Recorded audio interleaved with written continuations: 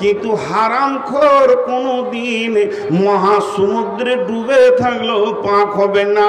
হারামখোরকে পাক করার একটাই রাস্তা, ও আমার মা, ওরে আমার বোন, সোনার ভিতরে খাদ ঢুকে গেলে যতক্ষণ পর্যন্ত অ্যাসিডে বা আগুনে না নিয়ে গেছে আসল সোনা বের হবে না। হারামখোরকে পবিত্র একটা জিনিসে করতে পারবে, তার নাম হলো জাহান্নামের আগুন। এর জন্য আমার আল্লাহ বলছেন, পৃথিবীর বুকে যত হারাম আছে তার থেকে তুই নিজেকে বাঁচা। খবরদার হারামের দিকে যাবি না, হারাম খাবি না, হারাম চিন্তা করবি না। কদ আফলাহা মান যাক্কাহা, যে নিজেকে হারাম মুক্ত করতে পারবে ওই লোকটা বেঁচে যাবে, কামিয়াবি পাবে, সফল কাম হবে। ওয়াকাদ খাবা মান দাসাহা, আর যে লোকটা হারামের সঙ্গে গোলতাল মিলিয়ে জীবন কাটাবে ওই লোকটা কোনোদিন পাক হতে পারবে না।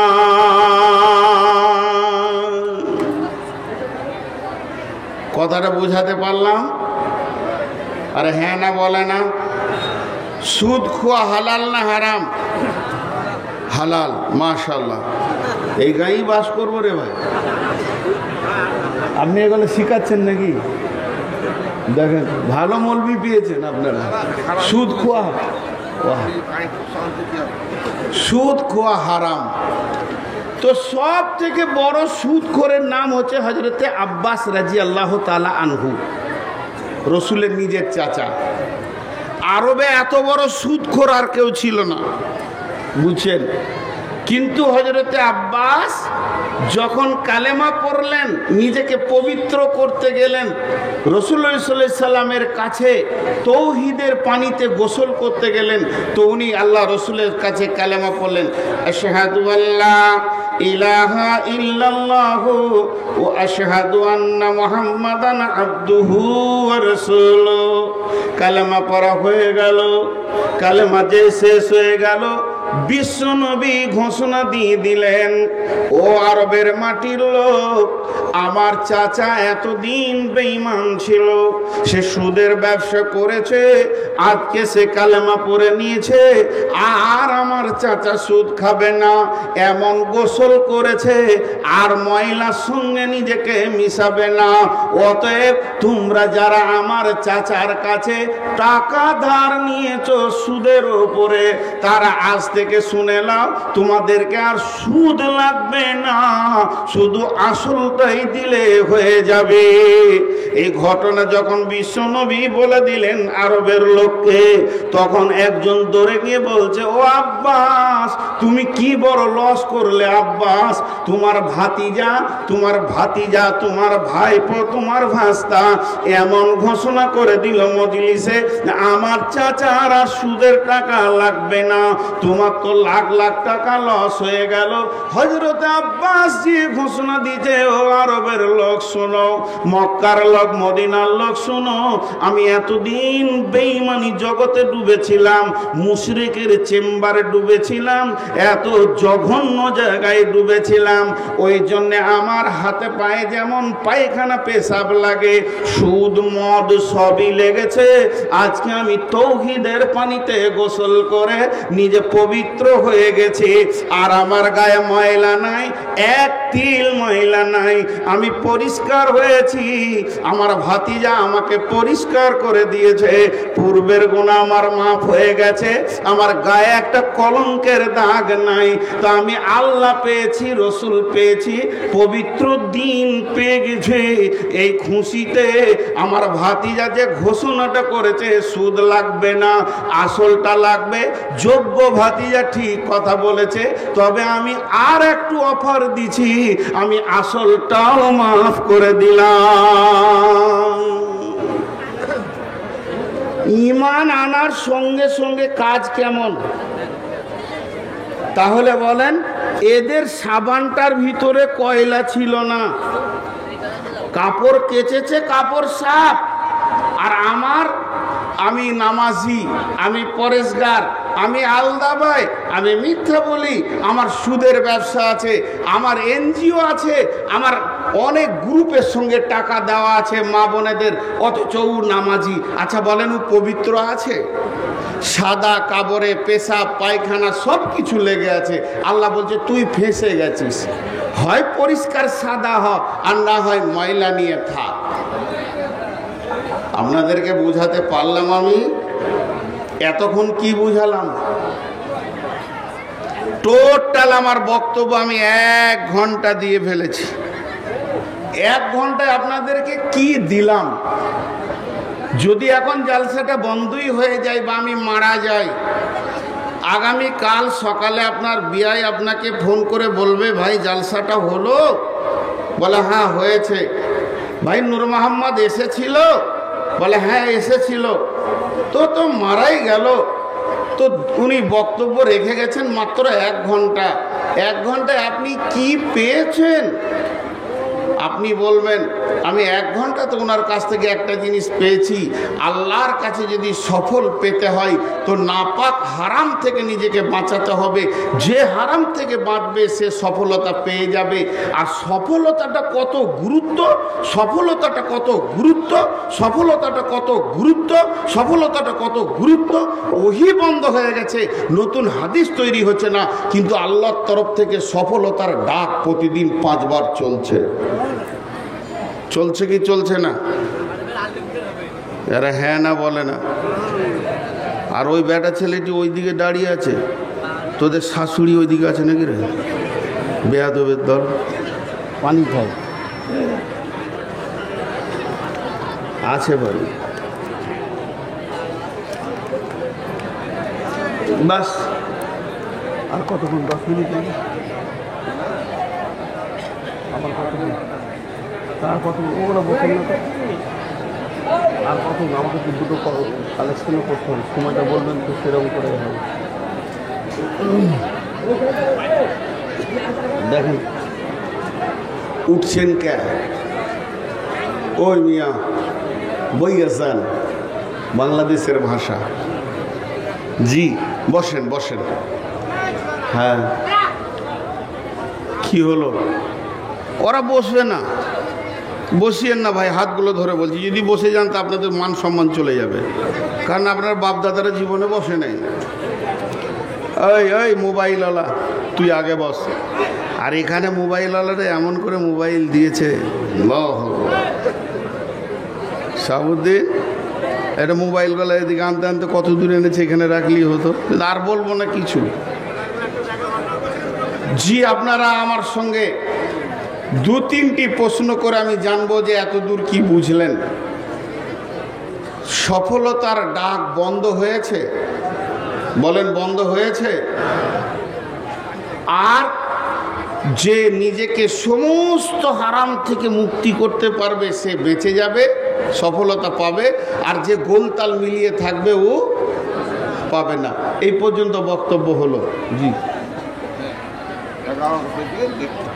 না আর আধ ঘন্টা না না 15 মিনিট যায় না। এরকম করিয়েন না, তাহলে এটাই শেষ বছর আপনাদের সঙ্গে। মানে আমি একটা সুগারের রুগী, 480 সুগার নিয়ে বকছি, আর এই টেনশনগুলো নেবো না। পরিষ্কার কথা। 2.5 ঘন্টা অত আমার বাপেরও দম নাই যে 2.5 ঘন্টা আপনাদের এখানে বকতে আসবো। 2 ঘন্টা 1.5 ঘন্টা এই সব জায়গায় বকলাম এবছর 1.5 ঘন্টা। হ্যাঁ না পারবো না 2 ঘন্টা। মেশিন লয় মানুষ, চাপ সৃষ্টি করবেন না, পেছন থেকে বলে দিচ্ছি। তাহলে আপনারা কি হলো? জি বলেন, কিছু বলছেন? আপনাকে জিজ্ঞেস করছি, কিছু বলছেন? আমাদের কমিটি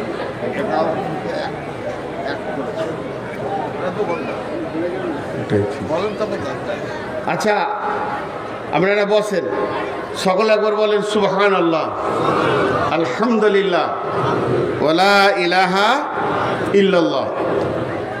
তো এতদূর যা বকলাম সফল অসফলের কথা বললাম। তাহলে আমরা সকলেই নিয়ত করি সফলতা লিব ইনশাআল্লাহ। মাঝে একটা দাওয়াত আপনাদেরকে দিই 30 সেকেন্ডের মতো বা 1 মিনিটের মতো, এটা বক্তব্যের বাইরে। কারণ রাসূলুল্লাহ সাল্লাল্লাহু আলাইহি সাল্লাম রমজানের 6 মাস আগে থেকে দাওয়াত দিতেন এবং রমজানের প্রস্তুতি নিতেন। আমাদের রমজান আর খুব বেশি 28 দিন মতো আছে নাকি, 1 মাস নেই। তো সকলকে আমি রোজা রাখার দাওয়াত দিচ্ছি এবং আমিও রোজা রাখবো। আল্লাহ আমাদের প্রত্যেককে রোজা রাখার তৌফিক দান করুন। রোজা রাখবো ইনশাআল্লাহ। জোরে বলেন ইনশাআল্লাহ। স্বতঃস্ফূর্তভাবে খুশিতে রোজা রাখবো ইনশাআল্লাহ। যে রোজা রাখবেন না হাত তুলেন।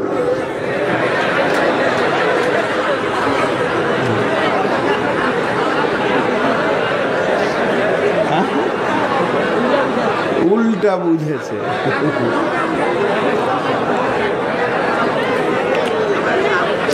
জি ইনশাআল্লাহ রোজা রাখবো।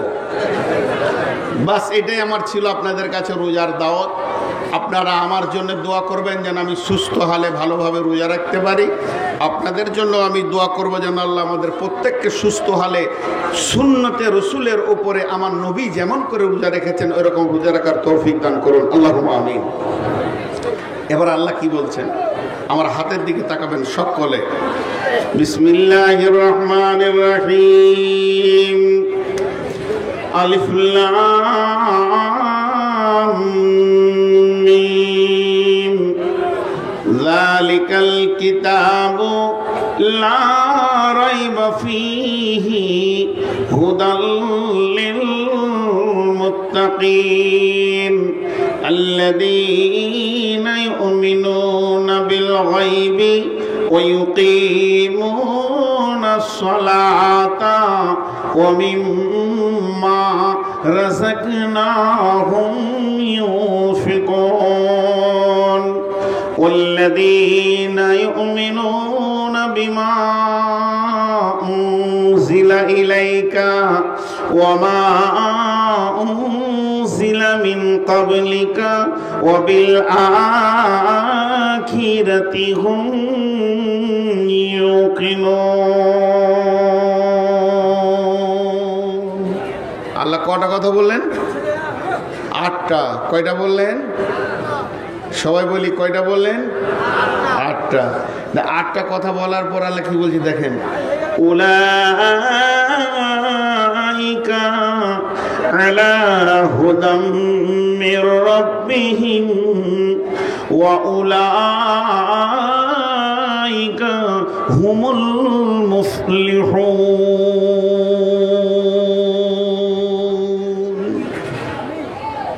এই 8টা গুণ যার ভিতরে আছে আল্লাহ বলছে এরাই আল্লাহর সঠিক পথে আছে এবং এরাই কামিয়াবি পাবে, এরাই সফল কাম হবে। কে বললেন? তাহলে আমাদের ভিতরে কটা গুণ থাকতে হবে? 8টা। এই 8টা গুণ যার ভিতরে আছে, 8টা জিনিস যে হৃদয়ের ভিতরে আনতে পেরেছে, কিছু আমল আছে, কিছু ঈমান আছে, এইগুলো টোটাল 8টা জিনিসকে নিয়ে নিজের জীবনে বাস্তবায়ন করেছে। আমার আল্লাহ বলছেন পৃথিবীর কোনো লোক বলেনি আমাকে সারা দুনিয়া যদি আঙ্গুল তুলে বলে যে নূর মোহাম্মদ তুই বেঈমান, আমার আল্লাহ বলছে তুই ঈমানদার, কোনো টেনশন নাই। আর গোটা দুনিয়া যদি বলে তুই ঈমানদার আর আল্লাহ যদি বলে বেঈমান, তো টেনশনের শেষ নাই। তো আমার আল্লাহ বলছে তোকে যে যা বলবে বলুক, আমি বলবো তুই ঠিক আছিস এবং তুই সফলতা পেয়ে যাবি। কে বলছেন? সকলে আল্লাহর নামটা জোরে নেব না আসতে? কে বলছেন? মাশাআল্লাহ। এবার 8টা গুনিয়ে দিই আপনাদেরকে।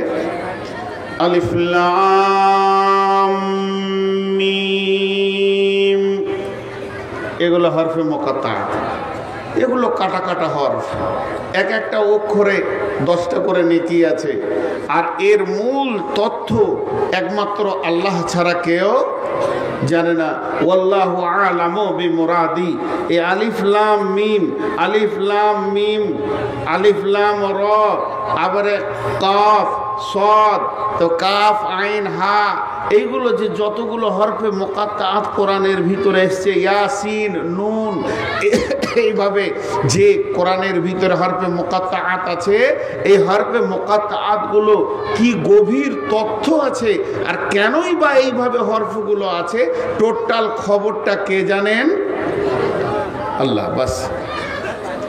কিন্তু এক বেঈমানের দল, কথা সাইডে বেড়ে যাচ্ছে, না বলে থাকতে পারছি না। বেঈমানের দলরা বলে যে এর আসল তথ্য আমাদের পীর সাহেবের কাছে আছে। জি বলে কি বলে না, যে পীর সাহেবের কাছে আছে। এর তথ্যবহুল কথা পীর সাহেব ছাড়া কেউ জানে না। পীর সাহেব নিজেই জানে না যে ও কোন অবস্থায় আছে, আবার ইয়ার তথ্য কথা বলবে। জি, এর কোরআনে মহাসত্যের ভিতরে মহা সংশয়কে আল্লাহ রেখেছেন। আল্লাহ যতটা আমাদের প্রয়োজন অতটা দিয়ে দিয়েছেন, বাকিটা নিজের হাতে কন্ট্রোলে রেখেছেন। এর জন্য এর খবর আল্লাহ জানেন। এরপরে চলেন, যালিকাল কিতাবু লা রাইবা ফীহি, যালিকাল কিতাবু লা রাইবা ফীহি। যদি তোমাকে সফলতা নিতে হয়, যদি হাসরে বাঁচতে হয়, কবরে বাঁচতে হয়, প্রথম নম্বরে তোমাকে জানতে হবে এই কিতাবটার মধ্যে কোনো সন্দেহ নাই। এই জিনিসটা যতক্ষণ তুমি না জানবে, তোমার আমলের জিন্দেগিটা ঠিক হবে না। কোরআনের ওপরে সন্দেহ রাখার পর তুমি নিজেকে সফলতা আনতে পারবে না। আল্লাহ তাবারাক ওয়া তাআলা বলছেন, লাইসাল বিররা আন তুওয়াল্লু উজুহাকুম কিবালাল মাশরিকি ওয়াল মাগরিবি ওয়ালাকিন্নাল বিররা মান আমানা বিল্লাহি ওয়াল ইয়াউমিল আখিরি ওয়াল মালাইকাতি ওয়াল কিতাবি ওয়ান নাবিয়িন। শুধু পূর্ব পশ্চিমে সুর মাথা ঠোকার নাম ইমানদারি নয়। যদি তুমি প্রকৃত ইমানদার হয়ে নিজেকে বাঁচাতে চাও, আল্লাহর ওপরে ঈমান আনো, আখিরাতের ওপরে ঈমান আনো, ফেরেশতার ওপরে ঈমান আনো, কিতাবের ওপরে ঈমান আনো। যে কিতাবটা 100-তে 100 ঠিক। আসমান থেকে যত কিতাব এসেছে সমস্ত কিতাব সত্য, সমস্তগুলি আল্লাহর পাঠানো। কিন্তু সমস্ত কিতাবের ভিতরে 4টা হলো মেন, তাওরাত, ইনজিল, জবুর, কোরআন। আর এর ভিতরে কোরআন হলো সলিড কিতাব, যার পরে আর কোনো কিতাব আসবে না। আল্লাহ তাবারাক ওয়া তাআলা বলছেন, যালিকাল কিতাবু লা রাইবা ফীহি। এই কিতাব তো সন্দেহ করা দূরের কথা, সন্দেহ পোষণ করাটাও যাবে না, হতেও পারে বলা যাবে না। আল্লাহ তাবারাক ওয়া তাআলা বলছেন, ওয়া ইন কুনতুম ফী রাইবিন মিম্মা নাযালনা আলা আবদিনা ফাতু বিসূরাতিন মিন মিসলিহি ওয়াদউ শুহাদাকুম মিন দুনিল্লাহি ইন কুনতুম সাদিকিন ফাইন লাম তাফআলু ওয়া লাম তাফআলু ফাত্তাকুন নারাল্লাতী ওয়াকুদুহান নাসু ওয়াল হিজারাতু উইদ্দাত লিল কাফিরিন। তোদের যদি কোনো রকম সন্দেহ হয়, একটা কোরআন শরীফ নাই গো এখানে, গো ওদিকে রয়েছে একটা, দেন। তোদের যদি সন্দেহ হয়, আল্লাহ চ্যালেঞ্জ দিচ্ছে, তোদের যদি সন্দেহ হয় তো গোটা পৃথিবীর জ্ঞান বিজ্ঞানী বসে যা, খালি আল্লাহকে বাদ দিয়ে যত বড় বড় গবেষণাগার আছিস তোরা বসে যাবে, একটা ছোট্ট সূরা লিখে দেখিয়ে দে। আর চ্যালেঞ্জ ছিল, কিয়ামত পর্যন্ত চ্যালেঞ্জ থাকবে, এই কিতাবের একটা সূরার মতো সূরা লিখে দেখিয়ে দে। তোরা পারিস নি, পারছিস না, পারবিও না। আর তোদের ঠিকানা হবে জাহান্নামের ভিতরে। যদি আমার কোরআনকে নিয়ে বেশি বাড়াবাড়ি করিস তো তোদের ঠিকানা হবে জাহান্নামে। একটা সূরা লেখ, তোরা সারা পৃথিবীকে চ্যালেঞ্জ দিলাম, একটা সূরা লেখ। পারবি না? আরবিতে তো বড় বড় আলিম রয়েছেন, বড় বড় পণ্ডিত রয়েছেন, ডজন ডজন দিস্তা খাতাকে শেষ করে দিল লিখে। জি, কিন্তু একটা আলিম খালি বলে দেখ যে আমি কোরআনের মতো একটা সূরা লিখে দিতে পারবো, এ সাহস কারণ নাই। কারণ এ কোরআন আল্লাহর রচনা শৈলী, এখানে কারোর ক্ষমতা নেই। এর উপরে পূর্ণাঙ্গ বিশ্বাস রাখতে হবে, বিশ্বাস রাখতে হবে।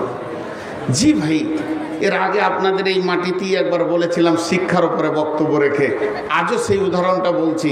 আচ্ছা বলেন, একটা কথা আপনাদেরকে জিজ্ঞেস করি, বিশ্বনবী লিখতে পড়তে জানতেন? লিখতে পড়তে জানতেন? জানতেন না। কেন? কেন ওনাকে আল্লাহ লেখাপড়া দিলেন না? পৃথিবীর সমস্ত জ্ঞান ওনার ভিতরে লোড করে দিলেন, কিন্তু অক্ষর দিলেন না, লিখতে পড়তে জানতেন না। লিখতে পড়তে যে জানতেন না তার অনেক দলিল আছে, কিন্তু আল্লাহ বলছেন হুয়াল্লাযী বাআসা ফিল উম্মিয়িনা রাসূলাম মিনহুম, তোমাদের ভিতর থেকে আমি একজন উম্মি নবী দিলাম। তবে এটা বলবেন না তিনি মূর্খ ছিলেন, এটা বলবেন না তিনি অজ্ঞ ছিলেন, নাউজুবিল্লাহ সুম্মা নাউজুবিল্লাহ, তিনি পণ্ডিত ছিলেন, পৃথিবীর সেরা পণ্ডিত ছিলেন, কিন্তু আল্লাহ তাকে অক্ষর দেননি, বিনা অক্ষরই তিনি ছিলেন। কেন? ছোট্ট করে একটা উদাহরণ দিই। এখান থেকে একজন আমাকে একটা চিঠি লিখেছে বর্ধমানে, গোটা চিঠিটা পড়লাম, শেষকালে নিচে দু চারটা খারাপ কথা লেখা আছে যে তোকে যদি কোনোদিন শঙ্করপুর শেরপুর এলাকায় পায় তো ভালো করে জুতাবো। আমার মনে রাগ হলো, চিঠিটাকে আমি ভালো করে রেখে দিয়েছি যে ওই এলাকায় গেলে দেখাবো। নিয়ে এসে মৌলানা ভাইকে বলছি, ভাই আপনার কি দোষ করেছে, এটা লিখলেন কেন? কেন আপনি লিখলেন? উনি একজন আলেম মানুষ, চট করে আল্লাহর কসম খেয়ে নিলেন, ভাই আমি আল্লাহর কসম বলছি আমি ওটা লিখিনি। তখন আমিও বলছি আল্লাহর কসম ওটা আমি লিখিনি, যে আমি লিখে আপনাকে অপমান করছি তাও না। সন্দেহ কাকে হবে? যে চিঠিটা নিয়ে গিয়েছে তাকে, যাদের ভিতরে ঝগড়া লাগাইছে ওই। সন্দেহ হবে কি হবে না? কিন্তু চিঠি যে নিয়ে গেছে সে আবার মূর্খ, সন্দেহ করা যাবে? জোরে বলেন যাবে? তা আল্লাহ তাবারাক ওয়া তাআলা বলছেন এই মহা সত্য চিঠিটা রে আমার গোলাম ও আমার বান্দা বান্দি, তোদেরকে আমি দিয়ে পাঠালাম, তোদের কাছে আমি পৌঁছালাম, কিন্তু যাকে আমি পিয়ন বানালাম তাকে মূর্খ করে দিলাম। এই জন্যে পৃথিবীর কেউ বলবে না যে নবী মুহাম্মদ সাল্লাল্লাহু আলাইহি সাল্লাম দু কলম লিখে দিয়েছে। এটা আবু জাহেল বলেনি, উমাইয়া বলেনি, বেঈমানরা বলেনি, এবং পৃথিবীর কেউ বলবে না, কারণ এটা আল্লাহর কিতাব, তিনার কাছে এসেছে, তিনি বলেছেন। আর যারা কাতিব ছিলেন লিখক তারা লিখেছে। অতএব বন্ধুরে এর উপরে কোনো সন্দেহ করা যাবে না। তাহলে কিতাবটা পুরাতন, কিতাবটা পুরাতন। ক্বালা আসাতিরুল আউয়ালিন, বেঈমানেরা বলবে যেটা আগেকার কিতাব। জানেন কোরআন প্রতিদিন আপডেট, নতুন, প্রতিদিন নতুন। কেন? আল্লাহ বলছেন বিসমিল্লাহির রহমানির রহিম, ফিহা কুতুবুন কাইয়্যিমা, ফিহি কুতুবুন কাইয়্যিমা লাম ইয়াকুনিল্লাযীনা কাফারু মিন আহলিল কিতাবি ওয়াল মুশরিকিনা মুনফাক্কিনা হাত্তা তা'তিয়াহুমুল বায়্যিনা রাসূলুম মিনাল্লাহি ইয়াতলু সুহুফাম মুতাহহারা ফিহা কুতুবুন কাইয়্যিমা। এটা হলো প্রতিষ্ঠিতমূলক কিতাব। এটা এমন কিতাব যেদিন জন্ম নিয়েছে রসুলের জামানায় যে পাওয়ারটা ছিল, যে ক্ষমতাটা ছিল, একই ক্ষমতা আজও আছে। আর যেদিন পশ্চিম দিকে সূর্য উঠে পৃথিবী ধ্বংস হবে সেই দিনও একই ক্ষমতাতে থাকবে। এর আশ্রয়ে, এর কাছে যদি কেউ হেদায়েতের উপকরণ নেয়, যেমন উমর আবু বকরকে রাস্তা দেখিয়েছেন ওই রকম আজও আমাদেরকে রাস্তা দেখাবে। অতএব এটা প্রতিষ্ঠিতমূলক কিতাব। আল্লাহ তাবারাক ওয়া তাআলা বলছেন কিতাবটার উপরে তুমি 100তে 100 বিশ্বাস আনো, কোনো রকম সন্দেহ করবে না। যালিকাল কিতাবু লা রাইবা ফীহি। এবার 2 নম্বরে বলছেন হুদাল লিল মুত্তাকিন, যে ভীতু হবে, আল্লাহকে ভয় করবে, এই কিতাব তাকে আল্লাহর রাস্তা দেখাবে। কিতাবকে প্রশ্ন করেন, তুমি এসেছিলে কখন আর কেন এসছো? কিতাব উত্তরে বলবেন, বিসমিল্লাহির রহমানির রহিম, শাহরু রমাজানাল্লাযী উনজিলা ফীহিল কুরআনু হুদাল লিন্নাস। আমি রমজান মাসে এসেছি, রমজান মাসে নাজিল হয়েছি, রমজান মাসে আসতে শুরু করেছে। আমি এসেছি কেন না মানুষকে হেদায়েত দিব, এটা নয়, হেদায়েতের রাস্তা বলে দিব। হেদায়েতের মালিক হলেন আল্লাহ। হুদাল লিন্নাস, যে আমার কাছে আসবে তাকে আমি হেদায়েতের রাস্তা বলবো। কিন্তু হেদায়েত পাবে কে? আল্লাহর ভয় যার দিলে আছে, যার দিলে ভয় নাই সে হেদায়েত পাবে না। এর জন্য আল্লাহ বলছেন হুদাল লিল মুত্তাকিন। আমাদের দ্বিতীয় গুণ, আমাদেরকে ভীতু হতে হবে। প্রথম নম্বর গুণ হচ্ছে কোরআনের বিশ্বাস রাখতে হবে, আর দ্বিতীয় নম্বর গুণ হচ্ছে আমাদেরকে হেদায়েত নিতে গেলে আল্লাহর ভয় থাকতে হবে। এবার একটা উদাহরণ দিব। আপনারা মুর্শিদাবাদের সীমান্ত এলাকার লোক, পাশেই বীরভূম, বেশি দূর নাই বীরভূম, তাই না? তো আপনারা বীরভূম সীমান্তের লোক, অতএব আপনারা আখ বলেন। আখ, আখ না কুশার? জি আখ। তো একটা আখ আপনার হাতে ধরিয়ে দিলাম, আখটা ধরে আপনার বিশ্বাস এর ভিতরে মিষ্টি আছে, আছে না নাই? পাবেন কি করে? মিষ্টিটা নিতে গেলে লাগবে কি? দাঁত। যার দাঁত নাই ও মিষ্টিটা পাবে? একবার হ্যাঁ না বলেন। আমি বলছি না যে অন্য জায়গায় ঠুকে ঠুকে খান গা, উদাহরণ দিচ্ছি, যতটা বলছি অতটা বুঝেন। একটা দাঁতওয়ালার হাতে আখ, আর একজন দাঁত নাই তার হাতে আখ, এক হবে? তো আল্লাহ তাবারাক ওয়া তাআলা বলছেন এই কিতাবটার ভিতরে কোনো সন্দেহ নাই, কিন্তু হেদায়েত পাবে কে? এই আখের ভিতরে মিষ্টি আছে, কোনো সন্দেহ নাই দুজনেরই, কিন্তু মিষ্টি পাবে কে? যার দাঁত আছে সে আখের ভিতরে মিষ্টিটাকে চুষে বের করে জান ঠান্ডা করে নেবে, পেট ভরিয়ে নেবে। কিন্তু যার দাঁত নাই, জানে যে ভিতরে সব কিছু আছে, লাভ তার হবে না। তেমনি গিরিশচন্দ্র সেন গোটা কোরআনের তর্জমা করলো, দাঁত ছিল না, হেদায়েত পেল না। যেহেতু গিরিশচন্দ্র সেনের কাছে আরবি ছিল, আরবি জ্ঞান ছিল, বাংলাতে তার তর্জমা করে দিল।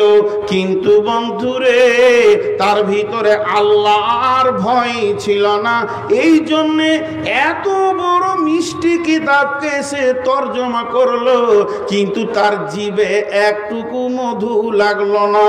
আর হযরত ওমরের ভিতরে আল্লাহর ভয় ছিল, গোটা কোরআন তর্জমা করেননি। বিসমিল্লাহির রহমানির রহিম, ইন্নানি আনাল্লাহ লা ইলাহা ইল্লা আনা ফা'বুদুনি ওয়া আকিমিস সালাতা লিযিকরি। একটা আয়াত শুনলো উমর, আর তার জীবনটা গোটা চেঞ্জ হয়ে গেল। ওরে এত মধুর জিনিস আর পৃথিবীতে কিছু নাই। কথার কি গাঁথুনি রে! আল্লাহ তার নিজের পরিচয় দিয়ে বলছে যে তোরা আমাকে স্মরণ করবি তো সালাত আদায় কর। একখানা আয়াতে এত মধু লেগে গেল উমরকে। উমর তার বোন আব্দুল্লাহ ভাইকে বলছে, চল চল চল, আমি যে নবীর মাথা নিতে এসেছি তার কাছে চল। আমি মাথা নিব না, বরং মাথা তাকে দিয়ে দিব রে। তার মানে হচ্ছে এই কিতাবের ভিতরে সন্দেহ থাকলে চলবে না। দ্বিতীয় নম্বর হচ্ছে আল্লাহর ভয় থাকতে হবে। যার দিলে আল্লাহর ভয় আছে ওই এই কিতাব থেকে হেদায়েতের রাস্তা খুঁজে পাবে, আর যার দিলে আল্লাহর ভয় নাই ওই এই কিতাবকে তর্জমা করে শেষ করে দিবে কিন্তু হেদায়েতের রাস্তা পাবে না। আমি বহু জালসায় বহু ইউটিউবে বলেছি, আপনারা সার্চিং করলে পাবেন আমি ফতোয়া দিতে পারি না। ফতোয়া দিই না নয়, দিতে পারি না। কেন পারি না? ইলম নাই, জ্ঞান নাই। যতটা পরিমাণ জ্ঞান থাকলে একটা লোক ফতোয়া দিতে পারবে ওই পরিমাণ জ্ঞান আমার নাই। কিন্তু দুঃখ করে একটা কথা আপনাদের সামনে বলছি, যারা আমার এখানে আলিম আছেন তাদের আমি জুতা সোজা করার লোক। এটা আমার আনন্দের বিষয় যে আলিমগুলো আমাকে জুতা সোজা করতে দিচ্ছে, এটা আমার বিরাট সৌভাগ্য। আমার মতো গাধার জুতা সোজা করারও ক্ষমতা নেই। তারপরও একটা কথা বলছি, একই মাদ্রাসা থেকে আজকে কতগুলো ছেলেকে ফার্ক করলেন আপনারা, মেহনত করে টাকা দিয়ে তাদেরকে পাস করিয়ে দিলেন। দেখবেন এর মধ্যে 20টা ছেলে আছে, তার মধ্যে 18টা ছেলে আল্লাহর ভয়ে দুনিয়া করছে, আর 2 জন সুদে নেমে গেছে আর কিছু করছে। কারণ ও আখ এনেছে, দাঁত নাই, মিষ্টি পায়নি। আলিম হওয়ার পরও পথভ্রষ্ট অনেকজন হয়ে যায়। তার কারণ কি? এই কদিন আগে ফেসবুকে দিয়েছিল একজন আলিম, আল্লাহ জানে তার কি আছে। আমাদের বীরভূমের একজন আলিম গলায় দড়ি নিয়ে মরেছিল। তো পরবর্তীকালে শোনা গেল যে আমরা হঠাৎ অবাক হয়ে গেছিলাম যে উনি আলেম মানুষ গলায় দড়ি নিলে কেন? হালাকে তা নয়, ঘটনাটা হচ্ছে মেন্টাল রুগী, মানে ওনার ব্রেন শর্ট হয়ে গেছিল, প্রায় 1 মাস পাগল হয়ে ঘুরছিল, পাগল অবস্থায় নিয়েছে। তো আল্লাহ মাফ করবেন। তারপরে আছে আমাদের ইলামবাজার থানার মধ্যে। তারপরে আমার একজন আত্মীয় রেলে কেটে মারা গেল, কিন্তু হালাকে ও রেলে মাথা দিতে যায়নি, পাগল হয়ে গেছিল, লাইনে হাঁটছিল, বাস কেটে গেছে। তো কিছু জিনিস আছে যেগুলোকে মূল্যায়ন করতে গেলে তার ভিতর পর্যন্ত যেতে হবে। তো অতএব আল্লাহ বলছেন এই কিতাবটা হলো হেদায়েতের জন্যে, আর এই কিতাবের মধ্যে যদি হেদায়েত নিতে চাও তো আল্লাহর ভয় থাকতে হবে। এখন আল্লাহর ভয় নিয়ে বলতে গেলে অনেক সময় চলে যাবে। শর্টে একটা কথা বলবো, এটা তফসির ইবনে কাসিরের তফসির করতে গিয়ে হযরতে কাব বিন উবাই ইবনে কাব রাদিয়াল্লাহু তাআলা আনহু একটা হাদিস বর্ণনা করছেন হযরত উমর ফারুক থেকে। কারণ জামানাটা ছিল উমর ফারুক রাদিয়াল্লাহু তাআলা আনহুর জামানা। রাসূলুল্লাহ সাল্লাল্লাহু আলাইহি ওয়াসাল্লাম চলে গেছেন, আবু বকর চলে গেছেন, উমর খলিফা। হযরত উমর বলছেন, হে রাসূলের সাহাবীরা, তোমরা আল্লাহর ভয় সম্পর্কে কিছু জানো কি আমাকে বলো। যেহেতু আল্লাহ কোরআনে বলেছেন হুদাল লিল মুত্তাকিন, কোরআন থেকে হেদায়েত পাবে ওই যে আল্লাহকে ভয় করে। তখন উবাই ইবনে কাব বলছেন, আমিরুল মুমিনিন, খলিফাতুল মুসলিমিন, আমি নবীজির কাছে আল্লাহর ভয় সম্পর্কে শুনেছো? এসো আমার কাছে, তুমি এসো। কাছে ডাকলো, যে বলো তো আল্লাহর ভয় কাকে বলে, তাহলে আমারও জানে যেন ভয়টা আসে, আমার ভিতরে রেনুয়েল হয়ে যাবে। ওমর জানেন না তা নয়, উনি শুনতে চাইছেন। তখন উনি বলছেন, আমিরুল মুমিনিন, আপনাকে একটা কথা জিজ্ঞেস করবো, উত্তর দিবেন? বলে কি? জীবনে কোনোদিন সংকীর্ণ রাস্তায় হেঁটেছেন? সংকীর্ণ একদম আলপথ? বলে হ্যাঁ হেঁটেছি। তো 2 দিকের জমিওয়ালা তারা কাঁটা দিয়ে বেড়া দিয়ে দিয়েছে, এও দিয়েছে, মধ্যখানে সংকীর্ণ রাস্তা হেঁটেছেন? বলে হ্যাঁ হেঁটেছি। কেমন করে হেঁটেছিলেন? হযরত ওমর বলেন, চাদরগুলো গুটিয়ে নিয়েছিলাম, না ডান দিকে ঝুঁকি না বাঁ দিকে ঝুঁকি, 2 দিকের কাঁটা যেন সবসময় আমাকে আক্রমণ করতে আসছে, কিন্তু আমি এমনভাবে পার হলাম কোনো কাঁটা আমার গায়ে লাগলো না। উবাই ইবনে কাব বলছেন, বাস যথেষ্ট হয়ে গেছে। বিশ্ব নবী এটাকেই আল্লাহর ভয় বলেছেন। আল্লাহর ভয় মানে থরথর করে কাঁপার নাম নয়। এই পৃথিবীটা শয়তান মুমিনের জন্যে মানে কাঁটা ছড়িয়ে দিয়েছে। একদিকে বেশ্যা, একদিকে রান্ডি, একদিকে লুচ্চা, একদিকে মদ, একদিকে জুয়া, একদিকে তাস, একদিকে লুডু, একদিকে দাবা। পৃথিবী সুদ, জিনা, ব্যভিচার নিয়ে কাঁটাতে ভর্তি হয়ে গেছে। প্রকৃত আল্লাহ ভীতু ওই যে নিজেকে বাঁচিয়ে কাঁটা থেকে যেমন মানুষ বাঁচে, ওই রকম বাঁচিয়ে বাঁচিয়ে গায়ে গুনাহকে লাগতে দিব না, সুদ লাগতে দিব না, জেনা লাগতে দিব না, ব্যভিচার লাগতে দিব না। না রে মন, আমার গায়ে যেন জুয়োর দাগ না লাগে, তাসের গায়ে হাত দিব না। এইরকম বাঁচিয়ে যে কবরে চলে গেছে, প্রকৃত ওই লোকটি আল্লাহকে ভয় করেছে। তাহলে দুইটা বলা হলো, এক নম্বর কিতাবকে সন্দেহ করা যাবে না, দুই নম্বর আল্লাহর ভয় রাখতে হবে। কয়টা বলা হলো? 8টার মধ্যে আর কটা আছে? তাহলে 4টা, তাই তো? তাও চুপ করে বসে আছে। 8টার মধ্যে 2টো বলা হলো আর 4টা থাকে, বলছে হ্যাঁ তাই থাকে। নাম্বার 3, আল্লাযীনা ইউমিনুনা বিল গায়বি, আল্লাযীনা ইউমিনুনা বিল গায়বি।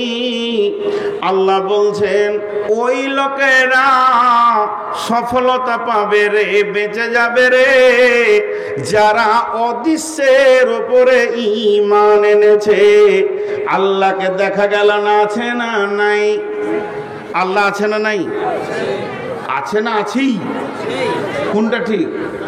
আল্লাহ আছে, জাহান্নাম আছে, জান্নাত আছে, পুলসেরাত আছে, মিজান আছে, কবরের আযাব সত্য, কবরে শান্তি সত্য, 3টে প্রশ্ন করা হবে সত্য, জাহান্নাম সত্য, জাহান্নামের আগুন একে উপরে ছিঁড়াছিঁড়ি করছে সত্য, আর কিয়ামতের মাঠে দাঁড়িপাল্লা ওজন করা হবে সত্য, সেখানে ডান হাতে বাঁ হাতে সার্টিফিকেট দেওয়া হবে সত্য, হাজে কাউসারের ব্যবস্থা আছে সত্য, ওরে আমার রহমতের ছায়া আছে সত্য, কিয়ামতের মাঠে নামাজীদের চেহারায় নূরের আলো জ্বলবে সত্য, যেগুলো কোনোদিন দেখা যাবে না, মরার আগে পর্যন্ত দেখা যাবে না।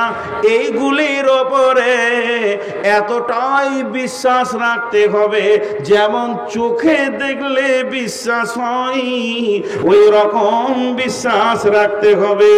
আল্লাযীনা ইউমিনুনা বিল গায়বি।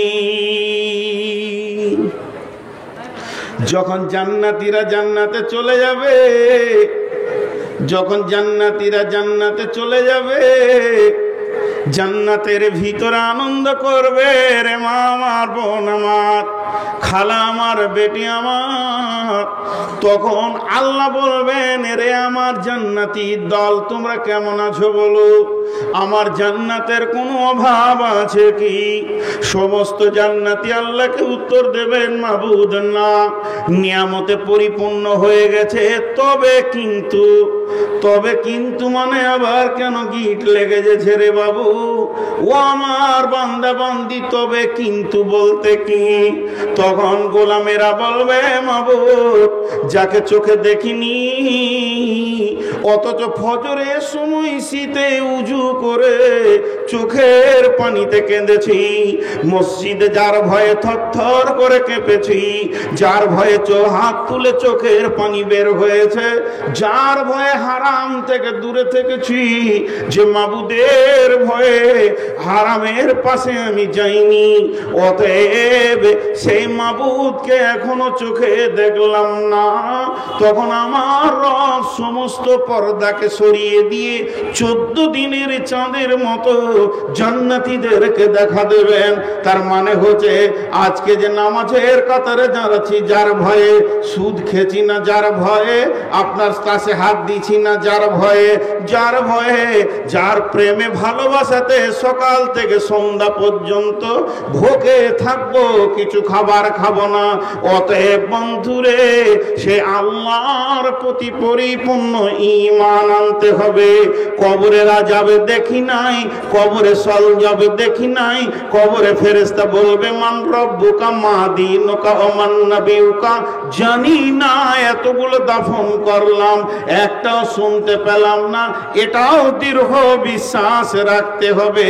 কোরআন শুরু করতে গিয়ে আল্লাহ তিন নম্বরে শর্ত দিচ্ছে, এক নম্বরে তাকওয়ার সঙ্গে কোরআনকে পড়, এর মধ্যে বিশ্বাস রাখ, অদৃশ্য জিনিসগুলিকে দেখার মতো সুন্দর করে বিশ্বাস রাখ। আল্লাযীনা ইউমিনুনা বিল গায়বি, যা দেখা যায় না তার উপরে বিশ্বাস রাখ।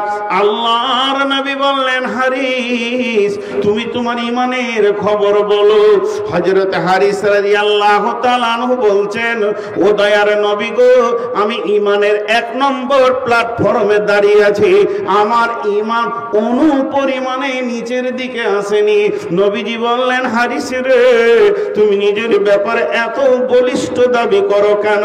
হযরত হারিস বলছেন, দয়ার নবী গো, আমি আজ সকাল থেকে সন্ধ্যা পর্যন্ত আমার দিনটা কেমন গেছে শুনেলেন? আপনি এবং আল্লাহ জান্নাতের কথা যেমন যেমন যেমন যেমন বলেছেন, আমি যেন ওই রকম জান্নাতকে দেখতে পেয়েছি। আঙ্গুরের থোকাগুলো যেন ঝুলছে, আমি দুই নজরে দেখছি আপনার কথা, আল্লাহর কথা, আর আমার চোখ যেন তিল পরিমাণ এধার ওধার নয়। আপনি জাহান্নামের কথা যেমন বলেছেন, আমার আল্লাহ জাহান্নামের কথা যেমন বলেছেন। ও দয়ার নবী গো, আমি হারিস যেন জাহান্নামকে দু চোখে দেখছি, আগুন ছিঁড়াছিঁড়ি করছে, গর্জন মারছে। আমার নজর আর আপনার মুখের ভাষা আর আল্লাহর ভাষা এতটুকু তিল পরিমাণ কম বেশি ছিল না। নবীজি বলেন, হারিস রে তুমি যে ঈমানের দাবি করেছ, তোমার দাবিটা হলো সত্য।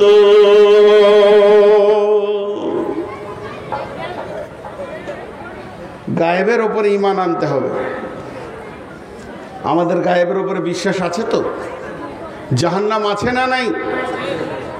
তা বিশ্বাস আছে জিজ্ঞেস করলাম, হ্যাঁ বলবো সবাই।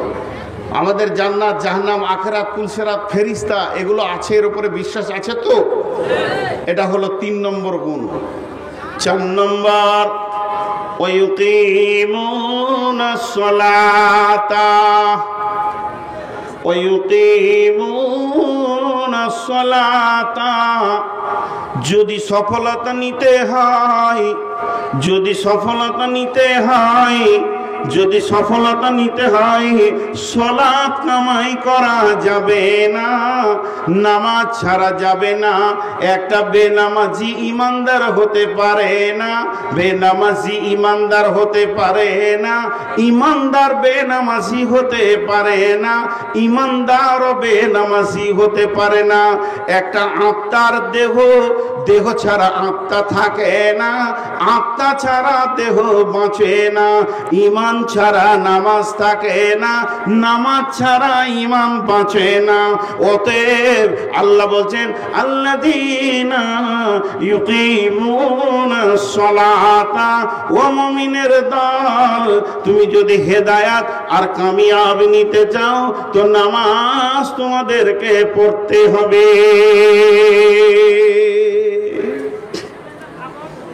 নামাজ কাকে বলে? যে উত্তর দিতে পারবে তার কাছে 2000 টাকা নিব। দেন তো উত্তর।